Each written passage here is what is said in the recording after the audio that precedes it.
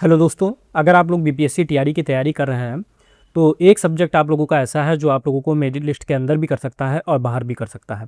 वो सब्जेक्ट है आप लोगों का मैथ्स। क्योंकि बाकी जो सब्जेक्ट है उनको आप लोग रट कर याद कर सकते हैं, जैसे जीएस में ज्योग्राफी, हिस्ट्री, साइंस या करंट अफेयर है तो आप लोग उनको याद करके क्वेश्चंस को सॉल्व कर सकते हैं। लेकिन मैथ्स एक ऐसा सब्जेक्ट है, अगर आप लोगों को कॉन्सेप्ट क्लियर नहीं है तो आप लोग उसके क्वेश्चंस को सॉल्व नहीं कर पाएंगे। लेकिन वहीं पर अगर आप लोगों का कॉन्सेप्ट अच्छे से क्लियर है तो आप लोगों को पूरे पूरे नंबर मैथ्स दिला कर जाता है। यानी जो 16 से 17 क्वेश्चन आप लोगों के मैथ्स के पूछे जाते हैं, और अगर मैथ्स अच्छी है तो आप लोगों के रीजनिंग में भी अपने आप से क्वेश्चंस बढ़ जाते हैं।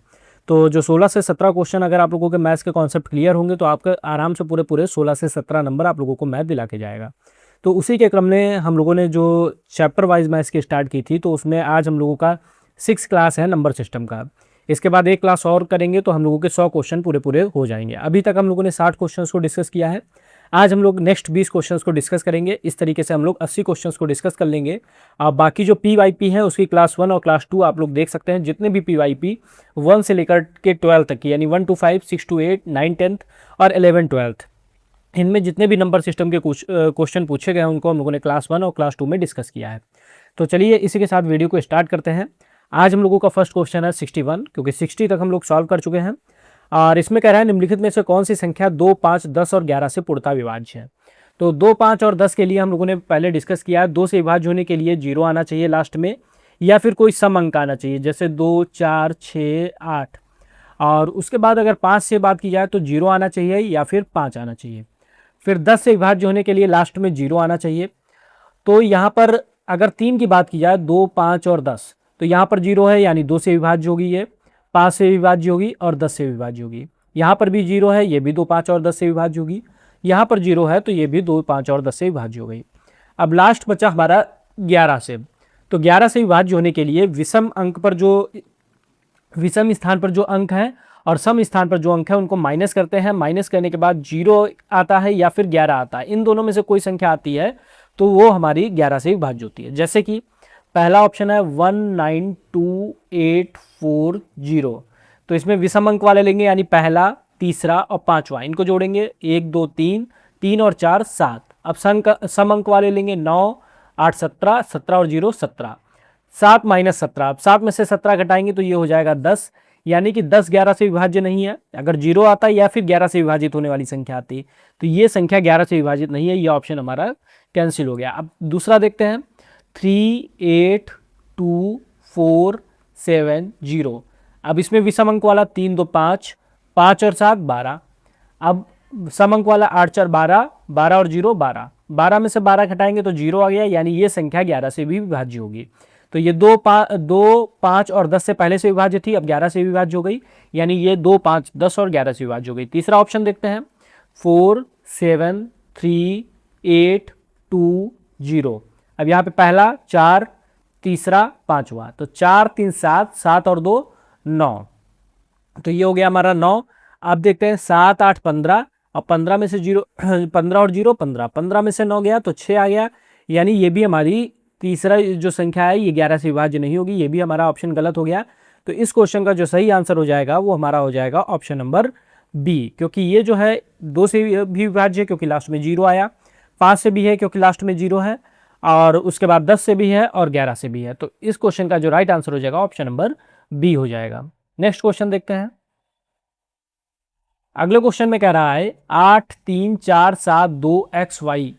तो 8, 3, 4, 7, 2 X और Y, ये संख्या हम लोगों को दी है। अब ये कह रहा है 8 और 5 दोनों से विभाज्य हैं, X और Y के स्थान पर क्या अंक हो सकता है। तो 5 से विभाज्य होने के लिए लास्ट में 0 आना चाहिए या 5 आना चाहिए। तो Y की जो वैल्यू होगी 0 होगी या फिर 5 होगी। तो यहाँ पर भी हमारा ऑप्शन में Y में 0 है, यहाँ पर 5 है, यहाँ पर 0 है, यानी तीनों ऑप्शन हमारे हो सकते हैं। अब 8 से विभाज्य होने के लिए जो अंतिम 3 अंक हैं, जैसे यहाँ पर 2XY हो गया, ये तो अंतिम 3 अंक अगर 8 से पूरे पूरे विभाज्य है तो संख्या भी 8 से पूरी पूरी विभाज्य होगी। इसके बारे में हम लोग डिटेल में डिस्कस कर चुके हैं। तो जैसे यहाँ पर पहला हम लोग ऑप्शन लेते हैं तो 2x की जगह 4 हो गया और y की जगह 0 हो गया। अब ये 5 से तो विभाज्य हो गई क्योंकि लास्ट में 0 आ गया। अब 8 से देखते हैं तो 8 से काटेंगे तो 8 या 24, यानी 8 से विभाज्य हो गई। पहला ऑप्शन हमारा सही है। दूसरा देखते हैं, दूसरे में बनेगी 2, 8, 0। अब ये 5 से विभाज्य हो गए, लास्ट में 0 है। अब 8 से देखते हैं, 8 या 24 बचा 4, 8 पंचे 40। तो अगर काटेंगे तो ये 35 आएगा, यानी ये भी संख्या जो है 8 और 5 दोनों से विभाज्य है। नेक्स्ट देखते हैं, तो नेक्स्ट में बनेगा 205। अब इसको करेंगे 8 दूनी 16 बचा 4, 45 हो जाएगा, पूरा पूरा डिवाइड नहीं होगा 8 से, यानी ये संख्या 8 से डिवाइड नहीं होगी। तो ये ऑप्शन हमारा गलत हो जाएगा। ए एंड बी यानी उपयुक्त में से एक से अधिक। एग्जाम हॉल में अगर आप लोग करेंगे तो ए और बी मिल गया, तो तीसरा आप लोगों को करने की जरूरत नहीं है। एक से अधिक का मतलब हो गया पहला और दूसरा, तीसरों को आपको देखने की जरूरत नहीं है। लेकिन हाँ, अगर एक मिला है तो आप लोग दूसरा देखेंगे, क्योंकि डी वाला ऑप्शन आप लोगों को बहुत ज़्यादा कंफ्यूज करता है एग्जाम में। बहुत से ऑप्शन ऐसे होते हैं जिसमें डी ऑप्शन या ई ऑप्शन सही होता है। नेक्स्ट क्वेश्चन, सरलीकरण करें। तो इसमें लिखा है 4 सही 1/2 माइनस 2 सही 1/4, फिर गुणे 1 सही 1/3 प्लस 3 सही 1/2। अब इसको सरलीकरण करना है यानी सॉल्व करना है। तो ये जब मिश्र भिन्न में होती है, जैसे 4 सही 1/2 है, 4 और 2 की गुणा करेंगे 8, 8 में एक जोड़ देंगे 9, तो ये हो गया 9/2। सेम यहाँ पर 4 दूनी 8, 8 और 1 9, तो ये हो गया 9/4। अब हम लोग इसको सॉल्व करेंगे तो 3 एकम 3 1 4/3 हो गया। फिर इसको करेंगे 3 दूनी 6, 6 1 7/2 हो गया।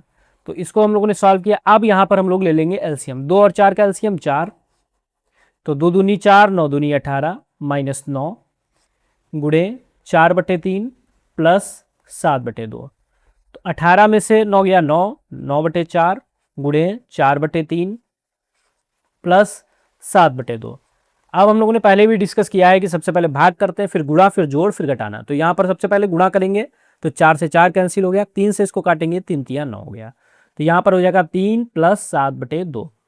तो ये 3 प्लस 7/2 हो गया। एलसीएम लेंगे तो 2 हो गया, और यहाँ पर 3 दूनी 6 प्लस 7, तो ये हो गया 7 6 13/2। 13/2 हम लोग देखेंगे तो 6 सही 1/2 में मिल गया, क्योंकि 13 को अगर हम लोग 2 से डिवाइड करेंगे तो 6 बार में जाएगा, और यहाँ पर हमारा एक शेषफल आ जाएगा। तो शेषफल जो होता है उसको हम लोग ऊपर लिखते हैं और इसको मिश्र भिन्न बना देते हैं। तो 6 सही 1/2 हमारा ऑप्शन नंबर ए इस क्वेश्चन का सही आंसर हो जाएगा। नेक्स्ट देखते हैं क्वेश्चन नंबर 64। संख्या n को 7 से विभाजित करने पर शेष 4 बचता है, तो 2n प्लस 5 को 7 से विभाजित करने पर शेषफल क्या होगा। तो शेषफल प्रमेय होती है एक, शेषफल प्रमेय के अनुसार यहाँ पर लिखेंगे, शेषफल प्रमेय के अनुसार जो n है, यहाँ पर n को 7 से विभाजित किया जा रहा है तो 4 शेषफल आता है, तो ये शेषफल आता है उसको हम लोग यहाँ पर रख देते हैं। तो यहाँ पर 4 शेषफल बच रहा था, तो हमसे पूछ रहा था 2n प्लस 5 में, तो जो पुराना शेषफल होता है पहले वाला उसी को यहाँ पर पुट कर देते हैं, 2 × 4 + 5, तो 4 दूनी 8, 8 और 5 13, तो 13 हो गया। अब 13 को 7 से विभाजित करेंगे तो हमारा शेषफल निकाल लेंगे। तो 7 एकम 7, 13 में से 7 गया 6, तो हमारा आंसर हो गया ऑप्शन नंबर 6। सिर्फ हमको इतना याद रखना है, जो पहले वाला शेषफल है उसको उठा के हम लोग जिससे पूछा जाएगा उसमें रख देंगे और भाग कर देंगे, हमारा आंसर आ जाएगा। इस क्वेश्चन का आंसर हो जाएगा ऑप्शन नंबर सी। नेक्स्ट है क्वेश्चन नंबर 65। 28 की घात 150 को 29 से विभाजित किया जाता है तो शेषफल क्या होता है। तो इसको अगर हम लोग इस तरीके से लिखेंगे, 28 की घात 150 और नीचे 29, तो हम लोग देखेंगे अंश से बड़ा है हर, यहाँ पर एक बड़ा है और यहाँ पर 28 है या 29 है, यानी एक बड़ा हो गया। तो अगर नीचे वाली संख्या यानी हर अगर हम लोगों का बड़ा होता है और घात अगर हमारी सम होती है, तो हमेशा आप लोगों को याद रखना हमारा शेषफल एक आएगा। आपको कुछ भी कैलकुलेशन करने की ज़रूरत नहीं है, बस इसको आप लोगों को याद रखना है। अगर हमारा नीचे वाला हर जो है अंश से एक बड़ा है और घात हमारी सम है, तो हमारा शेषफल हो जाएगा एक, option number B. Next question, वह सबसे बड़ी संख्या जिसे 410 750 को विभाजित करने पर 7 और 6 शेषफल बच रहा है। तो 410 से शेषफल बच रहा है 7, तो 410 में से 7 घटाएंगे तो हो जाएगा 403। अब 750 से शेषफल बच रहा है 6, तो 750 में से 6 घटाएंगे तो ये हो जाएगा हम लोगों का 744। अब कह रहा है सबसे बड़ी संख्या, बड़ी संख्या का मतलब होता है HCF, जहां पर भी बड़ी संख्या लिखा होगा वहां HCF, जहां छोटी संख्या लिखा होगा वहां LCM। तो यहाँ पे बड़ी संख्या लिखा है तो HCF निकालेंगे। यहाँ पर भाग जिससे हम लोग निकाल लेते हैं, 403 से भाग करेंगे 744 को, तो ये जाएगा एक बार में, ये हो जाएगा 403। अब इसको जब माइनस करेंगे तो ये 4 में से 3 गया 1, 4 341। 341 से भाग करेंगे 403 को, फिर से जाएगा एक बार में, तो ये हो गया 341। अब 3 में से 1 गया 2 और यहाँ 10 में से 4 गया 6। अब 62 से भाग करेंगे 341 को, तो ये 5 बार में चला जाएगा, 5 बार में हो जाएगा ये 310, तो 1 4 में से 3 गया 1। अब 31 से हम लोग भाग करेंगे 62 को, तो 31 दूनी 62। जब ये पूरा भागफल चला जाएगा तो यहाँ पर जो संख्या होगी वही हमारा HCF हो जाएगा, यानी कि मासा हो जाएगा 31। तो जो सबसे बड़ी से बड़ी संख्या पूछ रही थी वो ऑप्शन नंबर ए हो गया 31। तो जब भी ऐसा क्वेश्चन हो, चाहे दो यहाँ पर संख्याएं दी हैं, चाहे 3 दी हो या 4 दी हो, जितनी भी संख्याएं दी गई हो और पूछा जाए क्रमशः इतना इतना शेषफल बचता, तो उसको माइनस कर देंगे। जैसे 2 थी तो 410 में से 7 शेषफल बच रहा था, माइनस किया 403। 750 में 6 शेषफल बच रहा था, माइनस किया 744। अब भाग विषय हम लोगों ने HCF निकाल लिया, आप लोग चाहे गुणनखंड विषय भी निकालेंगे तो भी हमारा HCF 31 ही आएगा, यानी इस क्वेश्चन का सही आंसर हो जाएगा 31। नेक्स्ट है 4√2 प्लस रूट 128। तो 4√2 प्लस रूट 128 बराबर हमको इसकी वैल्यू दी है 16.968। और तो हम लोगों से पूछ रहा है √72 प्लस 10√2 की वैल्यू क्या होगी। एक हम लोग √2 की वैल्यू याद रख सकते हैं 1.414 होती है, इससे भी हम लोग निकाल सकते हैं, वरना दूसरा तरीका हम लोग यहाँ पर देखते हैं 4√2 है, इसको ऐसे ही रहने देंगे। अब अगर 128 को देखेंगे तो 128 को 64 गुणे 2 लिखा जा सकता है, 64 गुणे 2 128 होता है। तो ये 4√2 हो गया, 64 का वर्गमूल निकालेंगे तो 8 हो गया और √2 हो गया। अब 4 और 8 जुड़ जाएगा क्योंकि √2 बराबर हो गया, तो 8 4 12√2 हो गया। अब 12√2 की वैल्यू हम लोगों को यहाँ पर दी है 16.968, यानी 12√2 की वैल्यू पता चल गई। सेम प्रोसेस हम लोग यहाँ पर करेंगे। तो 72 है तो इसको हम लोग 36 गुणे 2 लिखेंगे, 36 दूनी 72 प्लस 10√2 लिख लेंगे।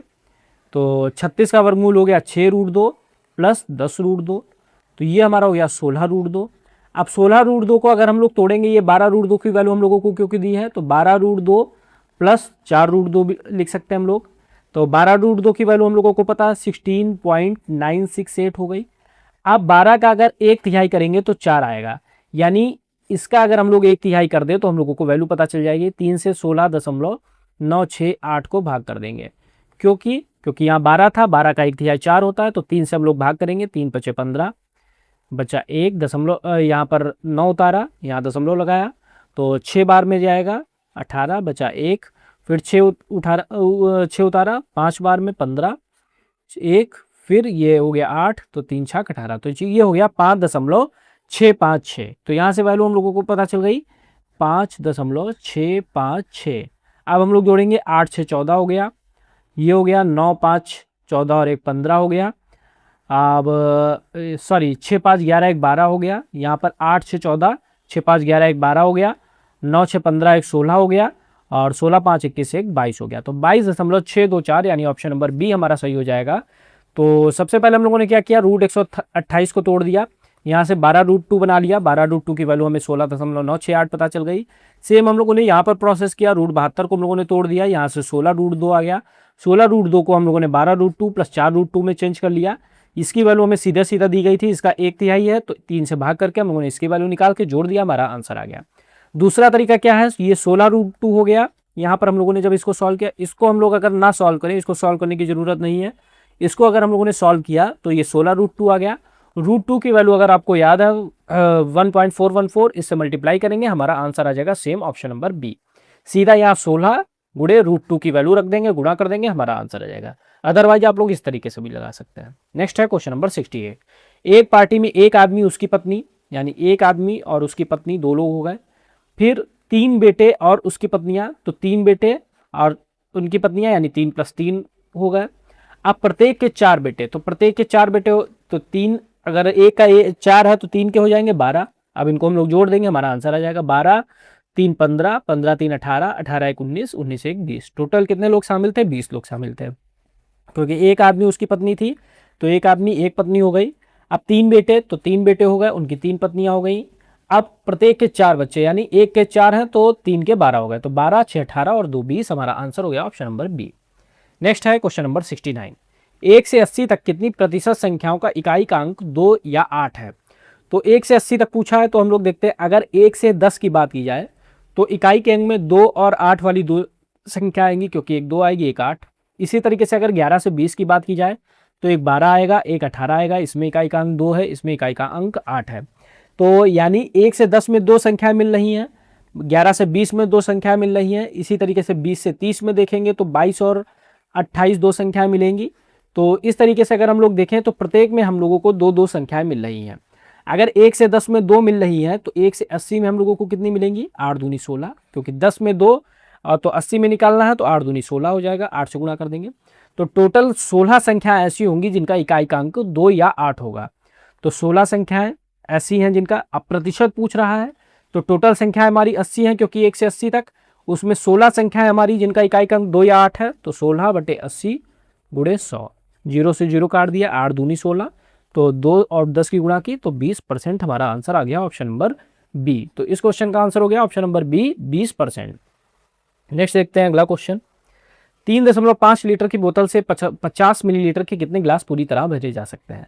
तो यहाँ पर 3.5 लीटर है, इसको हम लोग मिलीलीटर बनाएंगे पहले। अब 1 लीटर में होता है 1000 मिलीलीटर, तो 3.5 में हो जाएगा 3.5 गुणे 1000, तो ये हो जाएगा हमारा 3500 मिलीलीटर। अब इसमें गिलास भरने हमको 50 मिलीलीटर के गिलास, तो जो बड़ा होता है उसको हम लोग ऊपर रखते हैं, तो 3500 मिलीलीटर हम लोग ऊपर रखेंगे। अब गिलास भरने 50 मिलीलीटर के, 50 से भाग कर देंगे, हमारा आंसर आ जाएगा। तो 0 से 0 कैंसिल हो गया, 5 7 35, यानी 70 हम लोगों का आंसर हो गया ऑप्शन नंबर बी। सबसे पहले दोनों को सेम बना लेंगे, यहाँ मिलीलीटर था यहाँ लीटर था, दोनों की हम लोगों ने इकाई सेम की, मिलीलीटर मिलीलीटर कर दिया। तो 3.5 में हमारा हो गया 3500 मिलीलीटर। 50 मिलीलीटर हमारा गिलास भरने थे 50 मिलीलीटर के, टोटल 3500 था, दोनों को डिवाइड किया, हमारा आंसर आ गया 70 मिलीलीटर। नेक्स्ट क्वेश्चन है, समीकरण को संतुष्ट करने वाले के का मान 0.008 बटे के बराबर 0.02, यानी के का मान हम लोगों को यहाँ पर निकालना है।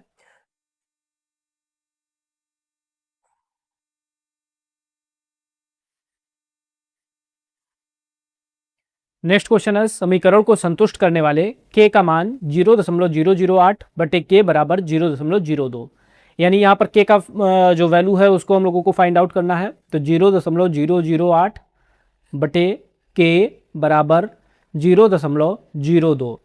अब इसको जो है क्रॉस मल्टीप्लाई कर देंगे, तो के बराबर हो जाएगा 0.008 बटे 0.02। अब हम लोग जानते हैं कि दशमलव हम लोग तभी हटाएंगे जब ऊपर और नीचे अंक बराबर हो दशमलव के बाद में।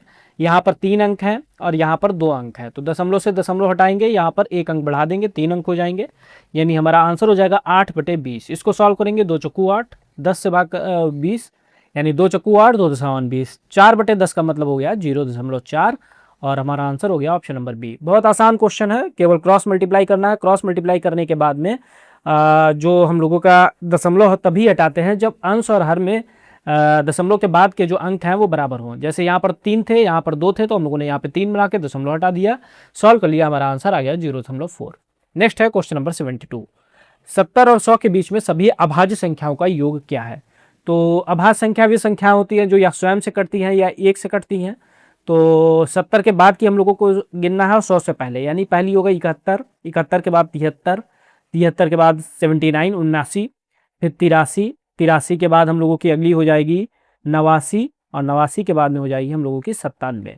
तो इतनी हम लोगों की 70 से 100 के बीच में हम लोग इनको ऐड करेंगे, तो 3 1 4, 4 9 13, 13 3 16, 16 9 25, 25 और 7 32, 32 का 2 हासिल 3, 7 3 10, 10 7 17, 17 7 24, 24 8 32, 32 8 40, 40 और 9 49। तो हम लोगों का आंसर हो जाएगा 492, यानी 492, ऑप्शन नंबर बी। बहुत आसान क्वेश्चन है। 70 और 100 के बीच सभी अभाज्य संख्या है, तो 70 के बाद जितनी अभाज्य संख्या है जो स्वयं से कट रही हैं या फिर 1 से कट रही हैं, उनको हम लोगों ने लिखा और जोड़ दिया, हमारा आंसर आ गया। नेक्स्ट है क्वेश्चन नंबर 73। वह एक अंक की सबसे छोटी संख्या जिसे 42050 में जोड़ने पर परिणामी संख्या 11 से पूर्णतः विभाजित है, यानी 11 से विभाज्यता का नियम हम लोगों को देखना है। यहाँ पर 4 2 0 5 0 सेम हम लोग करेंगे कि विषम अंक वाले, जैसे ये 1 नंबर पर, 3 नंबर पर, 5 नंबर पर, इनको जोड़ेंगे, तो 4 0 0, ये हो गया 4। फिर सम स्थान वाले 5 और 2 7। अब इनका अगर हम लोग अंतर निकालेंगे 4 - 7, तो -3 आ गया। अब 11 से पूर्णतः विभाजित करना है, तो 11 से विभाजित होने के लिए या तो 0 आए या फिर संख्या 11 से विभाजित हो। तो -3 में 0 लाने के लिए अगर हम लोग +3 जोड़ देंगे तो ये कैंसिल होकर 0 आ जाएगा, यानी हमारा आंसर हो जाएगा ऑप्शन नंबर 3। तो जो हमारी संख्या है 42,050, इसमें अगर हम लोग 3 जोड़ देंगे तो ये संख्या 11 से पूर्णतः विभाजित हो जाएगी। 11 से जब भी कहेगा हम लोग विषम अंक पर जो हमारे अंक हैं, यानी जैसे 1 3 5 7 पर, सम अंक पर हैं जैसे 2 4 6, दोनों को जोड़ के घटा देंगे, हमारा आंसर आ जाएगा। अगला क्वेश्चन है 74, निम्नलिखित में से कौन सा भिन्न सबसे बड़ा है। तो बड़ा भिन्न जैसे यहाँ 3/4, 11/12, 17/24 और 25/36। अब जो हर होते हैं इनका हम लोग निकालेंगे एलसीएम। तो 4, 12, 24 और 36 का एलसीएम होता है 72।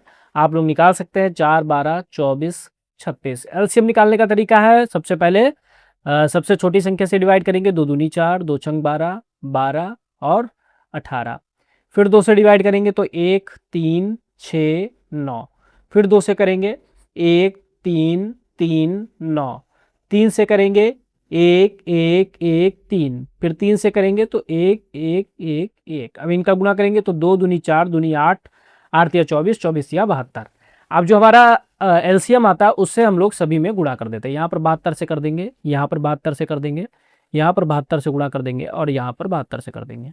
तो ये करेंगे तो 18 चौक 72, 18 बार में जाएगा, 18 और 3 की गुणा 54, 12 छंग 72, 11 और 6 की गुणा 66, 24 तियाँ 72, 17 और 3 की गुणा 51, 36 दूनी 72, 25 और 2 की गुणा 50।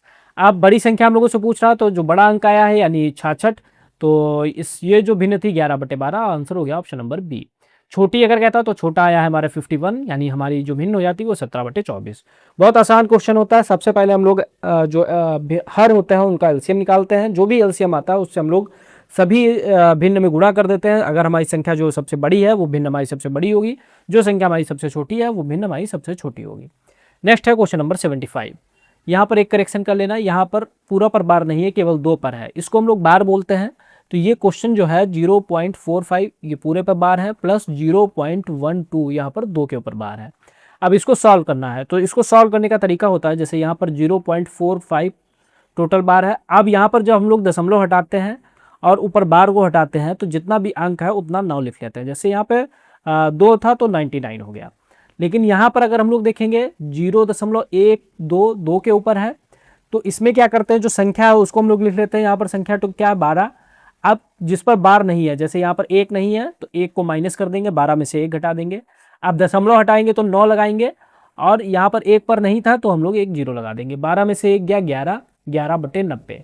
तो बस यहाँ पे ये याद रखना है कि 1 पर नहीं है यानी केवल 1 पर है, तो टोटल पूरी संख्या लिखी 12, और 1 पर नहीं है यानी 1 घटा देंगे, 12 में से 1 गया 11, 11/90 हो गया। अब इनको टोटल करना है तो जोड़ देंगे। अब 99 और 90 का अगर हम लोग वो लेंगे एलसीएम लेंगे तो हो जाएगा 990।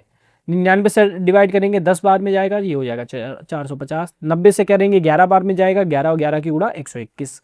इसको हम लोग जोड़ देंगे तो ये हो जाएगा 571/990। कभी कभी आप लोगों को ऐसे भी क्वेश्चन में देखने को मिल जाते हैं, यानी इस क्वेश्चन का राइट आंसर हो जाएगा ऑप्शन नंबर ए। नेक्स्ट है क्वेश्चन नंबर 76। जो संख्या है ये 11 से पूर्णतः विभाज्य है।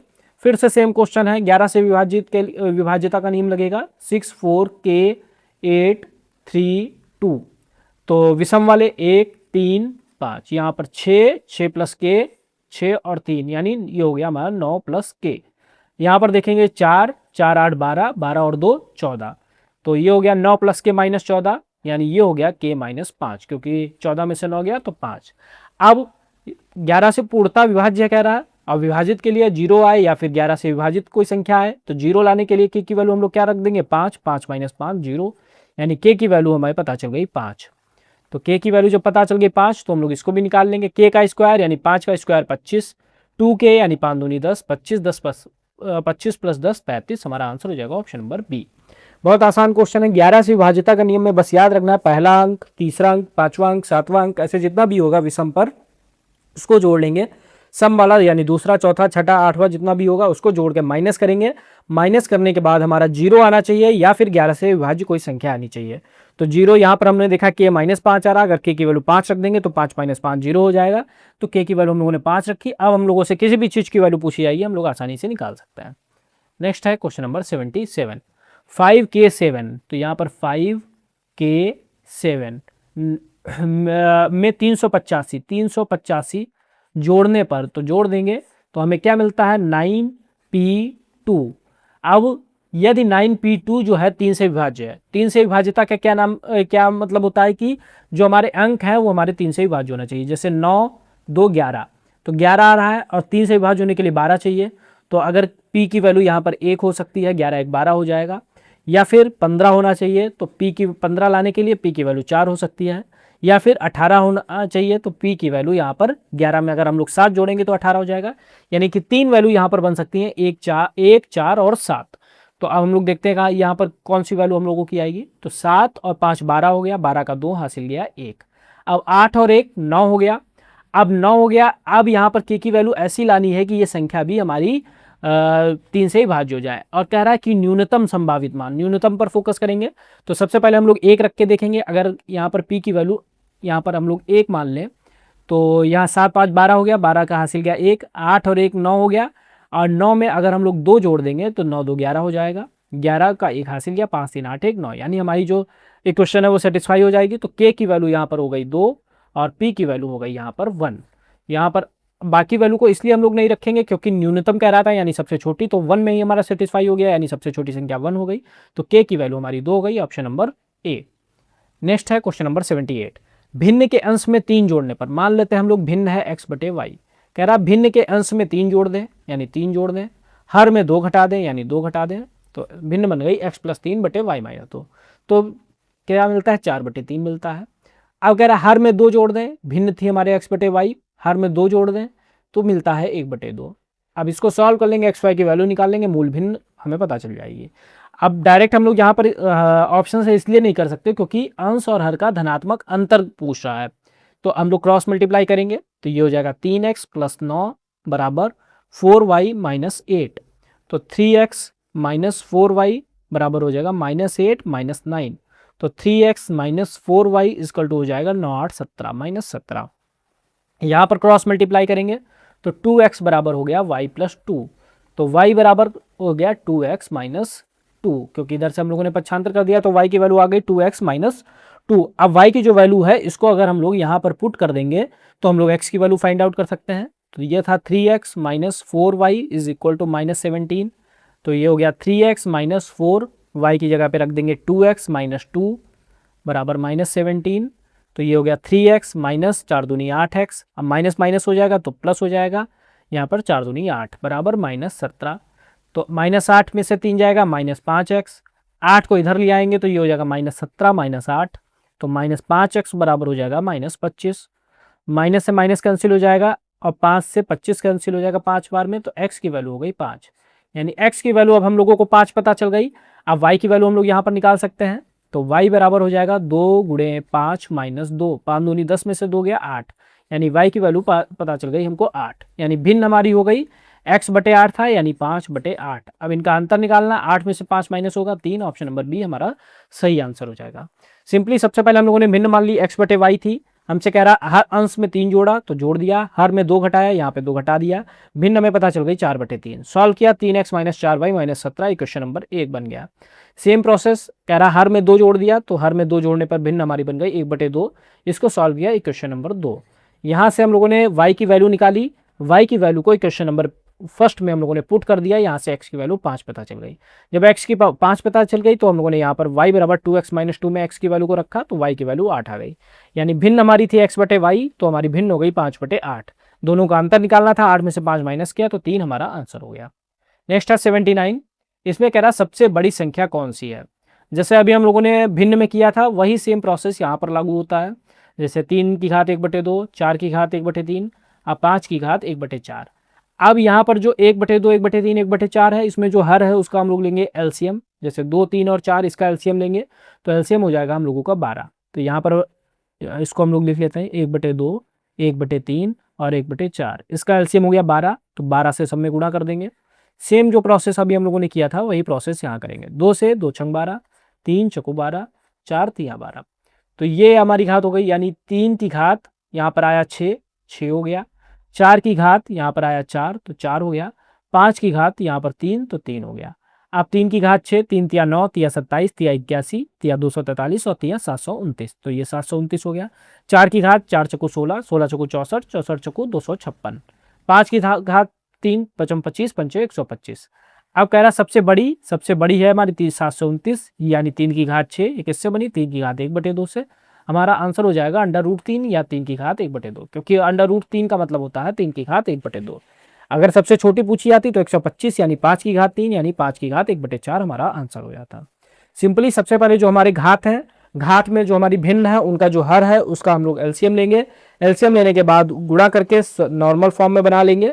फिर हम लोग घात करके जितना जो संख्या हमारी बड़ी आएगी वो भिन्न वो हमारी संख्या बड़ी हो जाएगी, जो छोटी आएगी वही वाली हमारी छोटी हो जाएगी। अब आज का लास्ट क्वेश्चन, यदि n एक प्राकृत संख्या है तो 9 की घात 2n माइनस 4 की घात 2n, यानी 9 की घात 2n माइनस 4 की घात 2n हमेशा किस संख्या से पूर्णतः विभाज्य होगी। तो हमेशा एक रूल याद रखिए, अगर a की घात 2n माइनस b की घात 2n की फॉर्म में कोई भी चीज़ लिखी गई है, कोई भी संख्या लिखी हुई है, तो हमेशा a माइनस b और a प्लस b दोनों से पूरी पूरी डिविजिबल होगी, यानी दोनों से पूरी पूरी विभाज्य होगी। यहाँ पर हम लोग देखेंगे 9 की घात 2n यानी a की घात 2n हो गया, और यहाँ पर b की घात 2n हो गया, यानी इस फॉर्म में इस संख्या को लिखा गया है। तो ये जो है a माइनस बी और a प्लस बी दोनों से पूरी पूरी विजिबल होगी, यानी a माइनस बी तो 9 माइनस 4, 9 माइनस 4 का मतलब हो गया 5, a प्लस बी तो 9 प्लस 4, तो 9 प्लस 4 हो गया 13, यानी ये संख्या जो है 5 से भी डिवाइड हो जाएगी और 13 से भी हो जाएगी, यानी ऑप्शन नंबर सी इस क्वेश्चन का राइट आंसर हो गया। तो हमेशा याद रखिए, अगर संख्या a की घात 2n माइनस बी की घात 2n में लिखी गई है तो वह हमेशा a माइनस बी से भी पूरी विभाज्य होगी और a प्लस बी से भी पूरी विभाज्य होगी। तो यहाँ पर a था हमारा 9, b था 4, यानी a minus B 9 minus 4 5, a plus B यानी 9 प्लस 4 13। तो ये संख्या 5 और 13 से पूरी पूरी विभाज्य होगी, यानी क्वेश्चन नंबर 80 का आंसर हो जाएगा ऑप्शन नंबर सी। तो आज के जो 20 क्वेश्चन थे उनको हम लोगों ने आज डिस्कस किया। नेक्स्ट हम लोग 20 क्वेश्चन और डिस्कस करेंगे, तो 100 क्वेश्चन हमारे प्रैक्टिस के हो जाएंगे। अब बाकी जो 43 या 44 क्वेश्चन हम लोगों ने प्रैक्टिस, जो नंबर सिस्टम के जो पीवाईपी थे उनकी भी हम लोगों ने प्रैक्टिस कर ली है। तो मिलता है नेक्स्ट वीडियो में। अगले नेक्स्ट वीडियो में हम लोग 20 नेक्स्ट नंबर सिस्टम के क्वेश्चंस को डिस्कस करेंगे। Thank you.